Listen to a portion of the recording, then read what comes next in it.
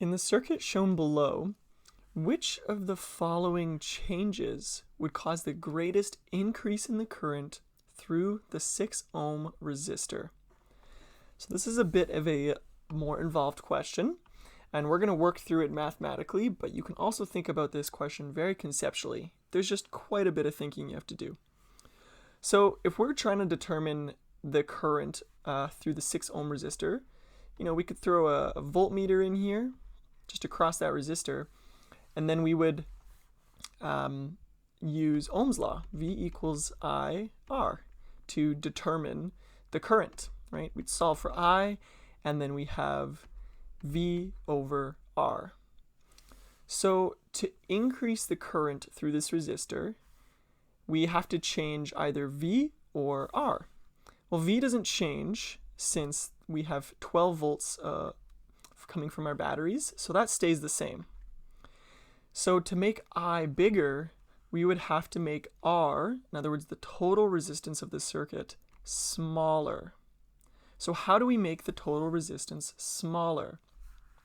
Well, of our 4 options, 2 of them involve removing one of the resistors in parallel, and then 2 involve connecting another resistor in parallel. So let's think really quickly conceptually about this question. If we were to add a resistor in parallel, okay, say we've got 1 over RT equals 1 over, we'll just call it R1, and say we added one, okay? So we're adding a resistor in parallel. We're adding this R2. What that's doing is it's making this number, whatever this number is, it's making it slightly bigger. It's increasing it. And if we were to just kind of rewrite that using an up arrow, okay, and then, so it's increasing, and then solve this for RT, we would have 1 divided by a number that's increasing, which is overall going to make RT decrease. So if you're following, adding a resistor in parallel decreases the total resistance, which matches what we just talked about here. If R decreases, the current goes up. So we know that we want to add a resistor in parallel. So we're not going to be removing a resistor in parallel. Those options are out. Okay? So it's not either of those 2. We can just cross it out entirely. So the last 2 are connecting a 2 ohm resistor between X and Y, or a 12 ohm resistor between X and Y. Let's do the math just briefly to determine which one actually changes the resistance in the way that we want. So looking at adding the 2 ohm resistor, we have 1 over, total resistance is equal to 1 over 2. This is going to be our new resistor, okay? So imagine we added one in here, and it's a 2 ohm resistor. It's a weird looking resistor. There we go. So that's our 2 ohm resistor that we're pretending to add, okay? And then the other 3 ones that are already there are a 2 ohm, a 4 ohm resistor, and a 12 ohm resistor. If we multiply both sides by 12, it helps us simplify things. So 12 will be on the numerator of all of the fractions here. So 12 over 2 is 6, plus 12 over 2 is 6, plus 12 over 4, which is 3, plus 12 over 12, which is 1.